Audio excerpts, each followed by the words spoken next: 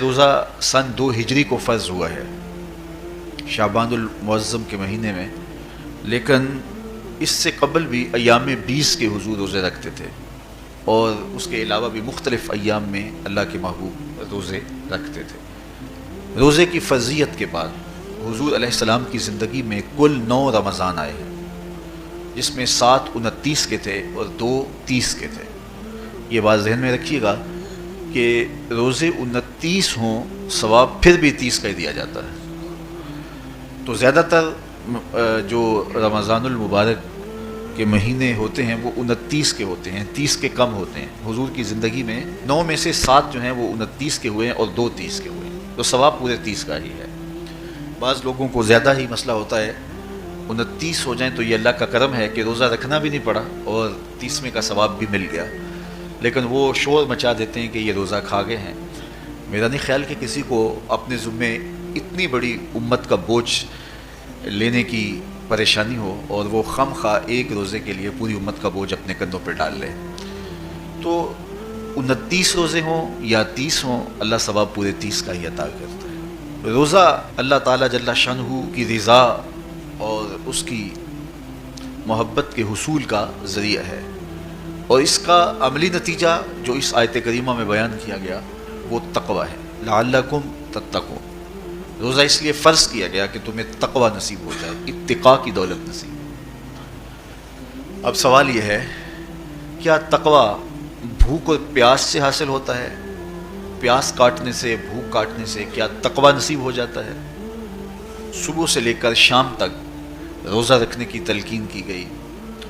یہاں ناروے میں اور مختلف ممالک کے اندر 20 گھنٹے کا روزہ ہے، اور ہمارے بھی یہاں 16-17 گھنٹے مسلسل شدت کی گرمی میں بھوک اور پیاس کاٹنا ہوتی ہے۔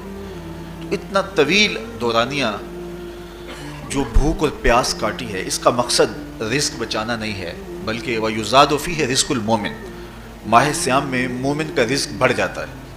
آپ اپنا بجٹ دیکھ لیجئے، باقی مہینوں کی نسبت ماہ صیام میں آپ کے اخراجات زیادہ ہوتے ہیں اور کشادگی ہوتی ہے۔ تو یہ کوئی خوراک بچاؤ مہم نہیں ہے، بلکہ رزق تو بڑھ جاتا ہے، لیکن اس کے باوجود 20 گھنٹے، 17 18 گھنٹے پیاس اور بھوک کاٹنا، اس کا کوئی مقصد ہے تو وہ مقصد قرآن نے بیان کیا کہ اس کے نتیجے میں تمہیں اتقاء کی دولت ملے گی، تمہیں تقوی کا نور نصیب ہوگا۔ سوال یہ کھڑا ہوا، کیا بھوک اور پیاس کاٹنے سے تقوی مل جاتا ہے؟ تو اس کو سمجھنے کے لیے ایک مختصر تمہید سمجھنا ہوگی، اور وہ یہ کہ ہمارے 2 دشمن ہیں جو ہمیں جادہ مستقیم سے ہٹانے کے لیے دن رات کوشاں ہیں، ایک شیطان اور دوسرا نفس۔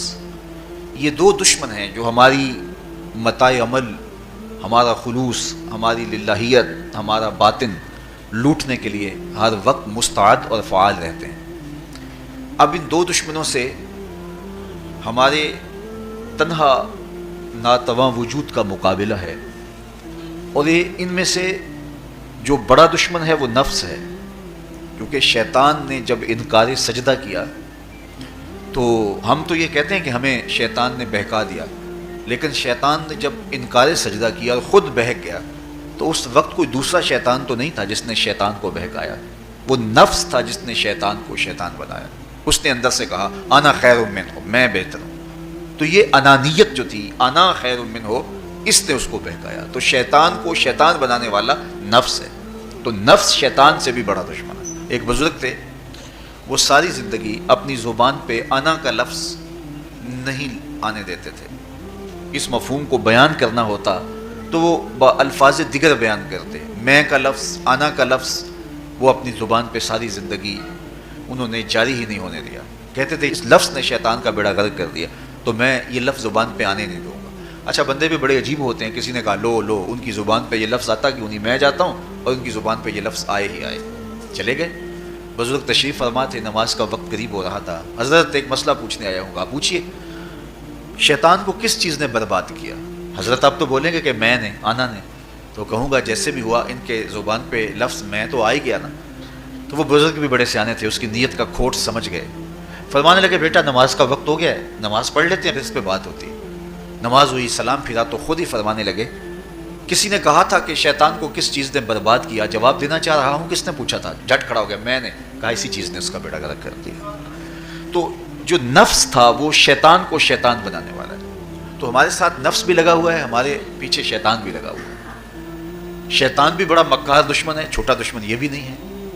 یہ ہماری متاع عزیز کو، متاع ایمان کو، متاع عمل کو، متاع خلوص کو لوٹنے کے لیے دن رات مستعد اور فعال رہتا ہے۔ اللہ کے محبوب نے فرمایا الشیطان جاسم علی قلب ابن آدم فاذا ذکر اللہ خانسہ واذا غفل وسوسہ۔ شیطان اولاد آدم کے دل پہ قبضہ جما کے بیٹھ جاتا ہے، جب یہ اللہ کا ذکر کرتا ہے تو بھاگ جاتا ہے، اور جب یہ اللہ کے ذکر سے غافل ہوتا ہے تو یہ وسوسہ اندازی کرتا ہے۔ تو شیطان اولاد آدم کے دل پہ قبضہ جماتا ہے۔ اسے پتہ ہے کہ دل قابو میں آ گیا تو پورا بدن قابو میں آ گیا، چونکہ میرے اعضائے بدنیاں میرے دل کے تابع ہیں۔ موسم اچھا ہے، رت سہانی ہے، صحن چمن میں پھول کھلے ہیں، لیکن میرا دل نہیں چاہ رہا تو ٹانگیں جنبش ہی نہیں کریں گی۔ مرغن غذائیں سامنے پڑی ہیں اور آپ کا تقاضا ہے کہ جناب لے لیجئے، لیکن میرا جی نہیں چاہے گا تو ہاتھ جنبش نہیں کریں گے۔ آسمان ستاروں اور کہکشاؤں سے بھرا ہوا ہے، جی نہیں چاہے گا تو نظر نہیں اٹھے گی۔ آپ سماعتیں بچھائے بیٹھے تھے، جی نہیں چاہے گا زبان نہیں بولے گی۔ تو پورے آزاد دل کے تابع ہیں، اور اگر دل شیطان کے تابع ہو گیا، اس کے ہتھے چڑھ گیا، تو پھر اعضاء وہی کریں گے جو شیطان چاہے گا۔ اور اگر یہ دل مالک کی محبت سے سرشار ہوگا تو پھر دل جو چاہے گا وہی اعضاء کریں گے۔ تو دل اللہ کی نافرمانی کی چاہت ہی پیدا نہیں ہونے دے گا، تو اعضائے بدنیاں کا رخ بھی اللہ کی رضا کے حصول کے لیے ہوگا۔ تو شیطان بھی قبضہ دل پہ جماتا ہے اور دل کو قابو میں کر کے حضرت انسان کا بیڑا غرق کرتا ہے۔ اللہ تعالیٰ کا کرم یہ ہوا اذا جاء رمضان سلسلۃ الشیاطین۔ اللہ کے محبوب علیہ السلام ارشاد فرماتے ہیں جب ماہ صیام آتا ہے تو شیاطین جکڑ دیے جاتے ہیں، جنت کے دروازے کھول دیے جاتے ہیں، جہنم کے دروازے بند کر دیے جاتے ہیں۔ اب ہمارے دو دشمن تھے، ایک نفس اور دوسرا شیطان۔ دونوں کے مقابلے میں ناتواں اور کمزور جان کو مقابلے میں آنا پڑتا تھا، لیکن جب ماہ صیام آیا، یہ ماہ انور آیا، تو ہمارے دو دشمنوں میں سے ایک دشمن باندھ دیا گیا۔ اب ہمارا مقابلہ صرف ایک دشمن سے رہ گیا۔ دیکھیے ماہ رمضان آتا ہے تو مسجدوں کے در کشادہ ہو جاتے ہیں، لوگوں کا رجحان دین کی طرف ہوتا ہے۔ جو 5 نمازیں بھی نہیں پڑھتے ہوتے ان کو تراویح میں بھی کھڑا ہوتا دیکھتے ہیں، اہتمام ہوتا ہے، نیکی کا، صدقہ و خیرات کا ماحول پیدا ہوتا ہے۔ ایسا کیوں ہے؟ کہ شیطان بن گیا، لیکن اس کے باوجود نظر بھٹک رہی ہے، خیالوں میں آوارگی ہے، اور رشوت کا بازار گرم ہے۔ کیوں؟ کہ ابھی نفس موجود ہے۔ تو نیکی کا جو ماحول پیدا ہوا یہ شیطان کے بن جانے کی وجہ سے، اور برائی کا ماحول اب بھی موجود ہے یہ نفس کے موجود ہونے کی وجہ سے۔ تو ہمارے دو دشمن ہیں جو ہمیں زیادہ مستقیم سے ہٹاتے ہیں، ایک شیطان اور دوسرا نفس۔ اب جب ماہ صیام آیا تو شیطان باندھ دیا گیا۔ اب ہمارا مقابلہ صرف نفس سے ہے، اور یہ نفس شیطان سے بھی بڑا دشمن ہے۔ شیطان کو شیطان بنانے والا نفس ہے، اور وہ ہمارے ساتھ جڑا ہوا ہے۔ ماہ صیام میں شیطان تو بند گیا لیکن نفس نہیں بندھا۔ اب ہمیں اپنے نفس کو کمزور کر کے اور اپنی فتح حاصل کرنی ہے اور تقوی کی منزل کو پانا ہے۔ اب شیطان تو اللہ نے باندھ دیا، اب نفس کو کیسے باندھیں؟ تو آئیے نفس کی بندش کیسے ہوگی یہ کسی ایکسپرٹ سے پوچھیں گے کہ یہ کیسے اس کو باندھیں گے، اس کو کیسے قابو میں کریں گے۔ تو کسی ایسے شخص سے پوچھیں جو اس شعبے کا ماہر ہو۔ تو علامہ اقبال کے مرشد ملا جلال الدین رومی علیہ رحمہ کہتے ہیں آؤ تمہیں میں ایک معالج کا پتہ دیتا ہوں جو تمہیں اس بیماری کا علاج بتائے گا اور اس کی بندش کے طریقے بتائے گا۔ شیخ رومی علیہ رحمہ فرماتے ہیں ہفت شہر عشق را اتار گشت ما ہنوز اندر خم یک کوچام۔ عشق کے 7 شہر شیخ فرید الدین اتار گھوم چکے ہیں، اور میرے جیسا شخص عشق کے پہلے شہر کی پہلی گلی کے کونے پہ کھڑا ہے۔ اب اندازہ کیے کہ جن کا پتہ حضرت ملا جلال الدین رومی دے رہے ہیں وہ کس بلند مرتبے پہ فائز المرام ہے۔ فرمایا کہ وہ عشق کے 7 شہر گھوم چکے ہیں اور میں پہلے شہر کی پہلی گلی کی نکر پہ کھڑا ہوں۔ اب شیخ فرید الدین علیہ رحمہ سے پوچھئے کہ شیطان تو بند گیا، اب نفس کا وبال ہمارے اوپر پڑ رہا ہے اور ہم اس کے باوجود ماہ صیام کے اندر گناہوں میں منہمک ہیں، تو ہمیں بتایا جائے کہ اس نفس کا علاج کیسے کیا جائے۔ ہمیں آپ کا پتہ بتایا گیا ہے۔ تو شیخ فرید الدین اتار بولے نفس نتواں کشت الا باسے چیز بات گوئم یاد گیرش اے عزیز۔ نفس نہیں مرتا، لیکن اگر 3 اسلحے تیرے پاس ہوں تو یہ ٹھہر بھی نہیں سکتا۔ وہ 3 اسلحے کون سے ہیں؟ خنجر خاموشی و شمشیر جو، نیزائے تنہائی و ترک ہجو۔ خاموشی کا خنجر، بھوک کی تلوار اور تنہائی کا نیزہ، یہ تین اصلے ایسے ہیں، اگر تو یہ لے کر کے نفس پہ ٹوٹ پڑے تو پھر نفس کا مقابلہ تیرے لیے آسان ہوگا۔ خنجر خاموشی، خاموشی کا خنجر، اللہ کے محبوب علیہ السلام نے فرمایا من صامت نجا، جو خاموش ہو گیا وہ نجات پا گیا، کیونکہ انسان کی زندگی کی زیادہ آفتیں اس کی زبان کی وجہ سے ہیں۔ آپ اپنے گناہوں کا اور میں اپنے گناہوں کا اگر احتساب کروں تو ہمیں سب سے زیادہ گناہ زبان کے ملیں گے۔ آنکھیں بھی گناہ کرتی ہیں، ہاتھ بھی گناہ کرتے ہیں، پاؤں بھی گناہ کرتے ہیں، لیکن سب سے زیادہ گناہ زبان کرتی ہے۔ جھوٹ بھی بولتی ہے، غیبت بھی کرتی ہے، شکوہ بھی کرتی ہے، گالی سب و شتم اور کیا کچھ زبان کے گناہ ہیں۔ اس لیے اللہ کے محبوب نے فرمایا جو تمہارے دو جبڑوں کے درمیان ہے یعنی زبان اور دو ٹانگوں کے درمیان ہے تمہاری پارسائی کی جگہ، تم ان دو چیزوں کی مجھے ضمانت دے دو، میں محمد تمہیں جنت کی ضمانت دے دیتا ہوں۔ تو انسان کے سب سے زیادہ گناہ زبان کے ہیں اور اس کی پارسائی کی جگہ کے۔ تو اس لیے میرے حضور نے فرمایا من صامت نجا، جو خاموش ہو گیا وہ نجات پا گیا۔ خنجر خاموشی، خاموشی کا خنجر نفس کشی کا ایک مؤثر ذریعہ۔ اور دوسری بات بشمشیر جو، اور بھوک کی تلوار، تو بھوک سے نفس کا مقابلہ کیا جا سکتا ہے، بھوک کی تلوار سے نفس کا سر کاٹا جا سکتا ہے۔ اللہ کے محبوب کا فرمان سنیے، یا معاشر الشباب من استطاع منکم الباء فلیتزوج فإنه اغض للبصر واحسن للفرج فمن لم يستطع فعليه بالصوم فإنه له وجاء۔ اے جوانوں کے گروہ، تم میں سے اگر کوئی نکاح کرنے کی طاقت رکھتا ہے تو وہ دیر نہ کرے، فی الفور نکاح کر لے، یہ نظر کا اور پارسائی کا محافظ ہے۔ لیکن اگر تم میں سے کوئی نکاح کرنے کی فی الحال پوزیشن میں نہیں ہے تو وہ کثرت کے ساتھ روزے رکھے۔ روزے قاطع شہوات ہیں، تو بھوک سے نفس کو جو ہے وہ روکا جا سکتا ہے، اس کو لگام ڈالی جا سکتی ہے۔ تیسری بات نیزہ تنہائی، تنہائی کا نیزہ، تو فرمایا گیا کہ العافیت فی العزلہ، کہ تنہائی کے اندر ہی عافیت ہے۔ جب مجلسوں میں غیبت کی بدبو پھیلتی ہو اور چغلی کا ماحول معاشرے کا جزو لا ینفک بن جائے اور مجالس کے اندر نظروں کی پاکیزگی کا قائم رہنا مشکل ہو جائے اور انسان کی زندگی کے اندر گناہوں کا بہت بڑا سبب مجلسی زندگی ہو تو پھر اس سے تنہائی بہتر ہے۔ حضرت شاہ نقشبند بخاری فرماتے ہیں کہ فقیر کے لیے سب سے اچھی جگہ اللہ کا گھر مسجد ہے، یا کسی کامل صالح شخص کی صحبت ہے، اور یا پھر تنہائی ہے۔ چوتھی جگہ ہلاکت کے علاوہ اور کچھ نہیں ہے۔ ہمیں اپنے کاروبار میں، اپنے معاملات میں، اپنی ملازمتوں میں جانے کی تلقین کی گئی تو وہاں یہ تلقین کی گئی کہ دیر سے جاؤ جلدی واپس آ جاؤ، اور مسجد میں جاتے ہوئے تلقین کی گئی کہ جلدی جاؤ اور دیر سے واپس آؤ۔ لیکن ہم مسجد کے دروازوں پہ جب دور موجود میں رش دیکھتے ہیں کہ لوگ بہت جلدی نکلنا چاہتے ہیں، حتیٰ کہ کندھوں سے کندھے ٹکرا رہے ہوتے ہیں کہ جلدی سے باہر نکل جائیں، حالانکہ وہ عافیت کی جگہ ہے، 2 منٹ زیادہ بھی ہو جائیں تو کوئی حرج نہیں ہے۔ اور ایسے لوگوں کو بھی نکلنے میں جلدی کرتے ہوئے دیکھا ہے کہ لگتا تو یہ تھا کہ شاید انہوں نے کسی ضروری کام پہ جانا ہے، لیکن باہر نکل کے بازار میں پھٹے پہ بیٹھے تھے اور مسجد سے نکلنے کی جلدی بہت تھی۔ تو مسجد میں جلدی جاؤ اور دیر سے واپس آؤ، اور بازار میں دیر سے جاؤ اور جلدی واپس آؤ، لیکن ہمارے رویے اس کے برعکس ہو گئے۔ تو تنہائی میں عافیت ہے، خاموشی میں عافیت ہے، اور بھوک میں عافیت ہے، اور یہ ساری چیزیں روزے میں میسر ہیں۔ فرمایا تم سے اگر کوئی شخص الجھے، بحث کرے، لڑائی کرنا چاہے تو تم اسے کہو انی صائم، میں نے روزہ رکھا ہوا ہے۔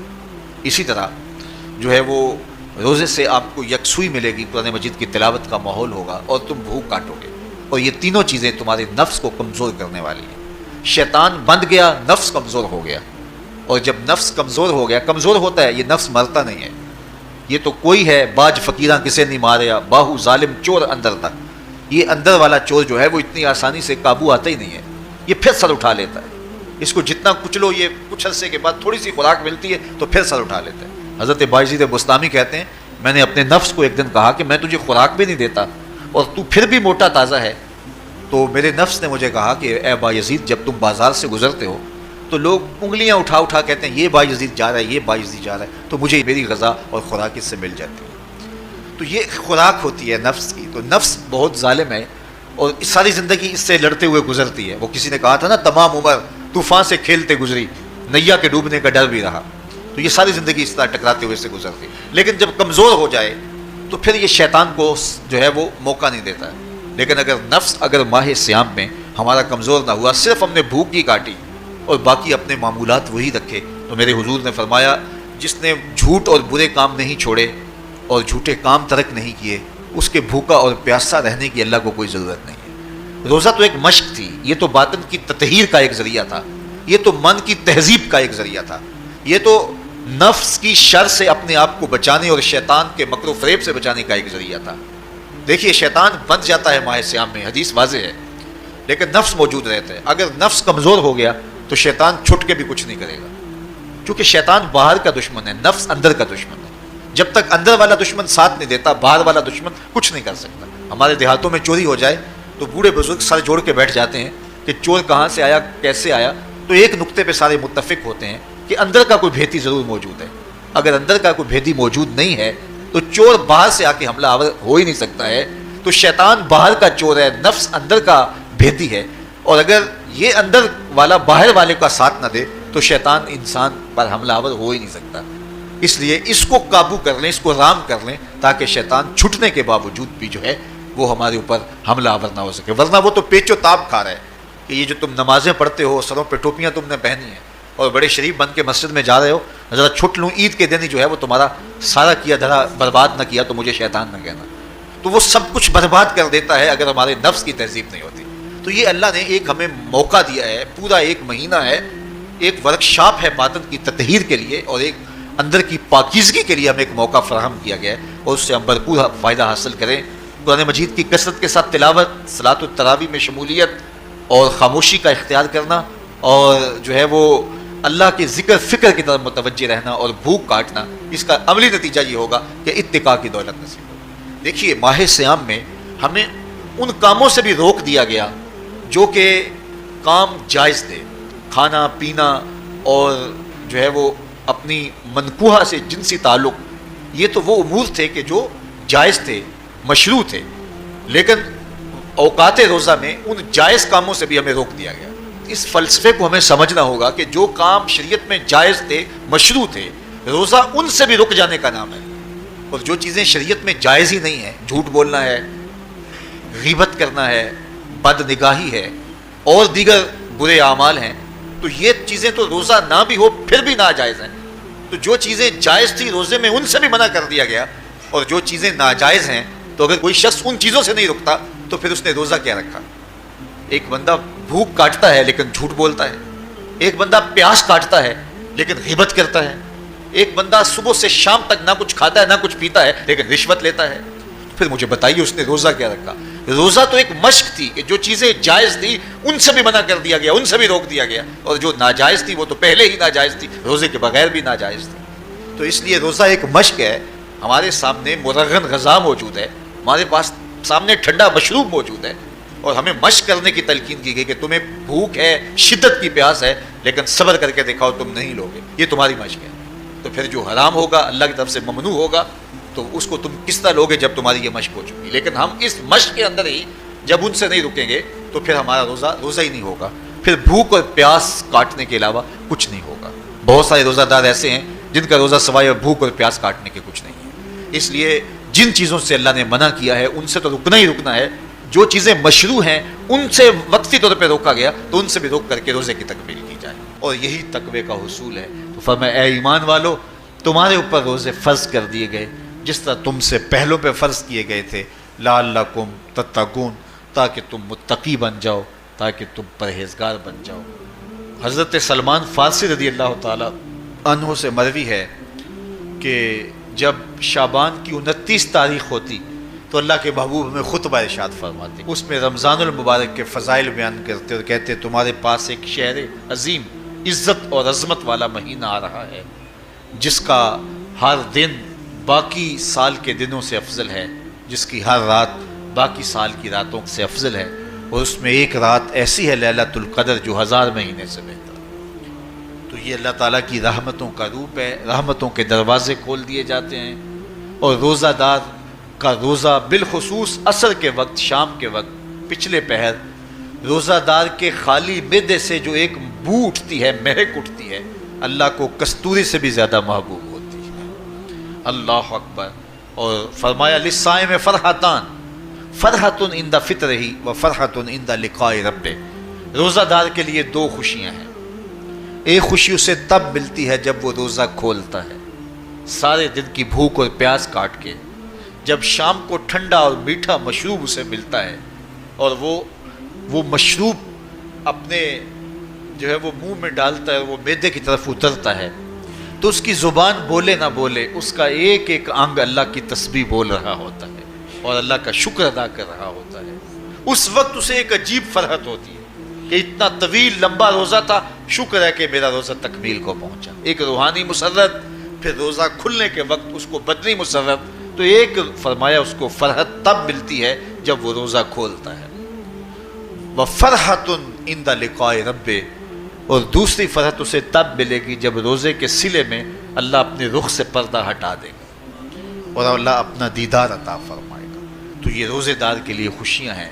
تو خوش نصیب ہیں وہ لوگ جو ماہ صیام کے روزے پورے خشوع و خضوع کے ساتھ رکھتے ہیں اور اس کی برکتوں سے مالا مال ہوتے ہیں۔